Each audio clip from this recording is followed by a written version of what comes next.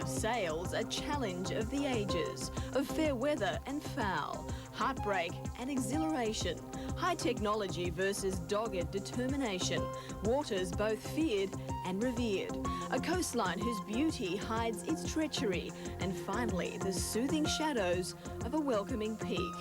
The Sydney to Hobart Yacht Race, the breeze that fills the spinnaker of a great maritime nation.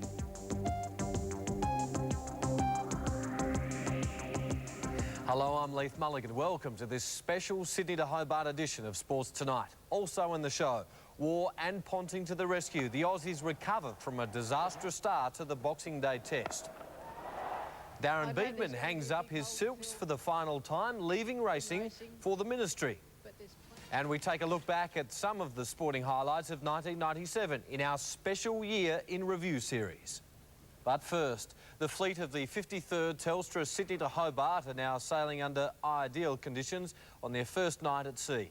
Leanne West is down at race headquarters, the Cruising Yacht Club in Sydney. Leanne, what's the latest on the great race? Well, Leith, we've got some fantastic ocean racing tonight. At last report, the Swedish entrant Nicorette was just inside the pace set by race record hopping into a southerly, as strong as that nor'easter that pushed them so far south earlier in the evening when these pictures were taken. And the change has had disastrous results for the Pocket Maxi Team Jaguar. Skipper Martin James radioed in this evening to report a serious problem with his yacht's mast.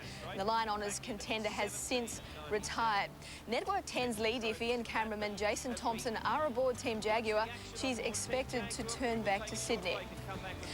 Well, so far, this race has had a bit of everything. It's been tight, it's been fast. The start, both spectacular and dramatic.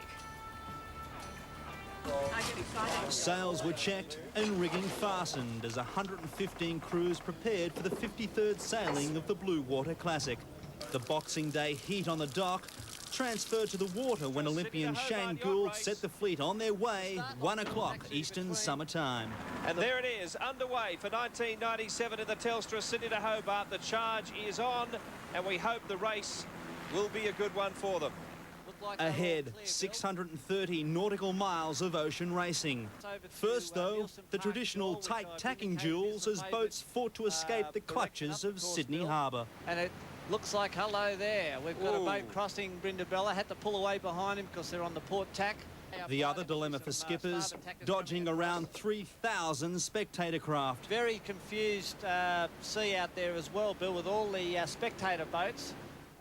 The George Snow skippered Brindabella, making way for nobody. The Australian 22-metre Line Honours favourite, the first to charge through Sydney Heads, ahead of Sweden's Nicorette and Hong Kong's Exile. As the favourites turned for Hobart and started trimming spinnakers, back in the field, drama was unfolding. Overall 1991 winner, She's Apples 2, forced to return to the dock after colliding with a rogue powerboat. Moments later, She's Apples 2 then crashed into another 12-metre yacht, Riona Winner, forcing her to retire completely. A crew member from She's Apples 2 suffering slight concussion. You can have as many laws and rules as you like, but if you've got an idiot at the wheel, then what can you do? Following frantic repairs, She's Apples 2 managed to restart the race before the 5 o'clock cut-off. Up front, and downhill flyer Nicorette surfing past Brindabella an hour into the race, with Pocket Maxi Exile leading the posse of challengers.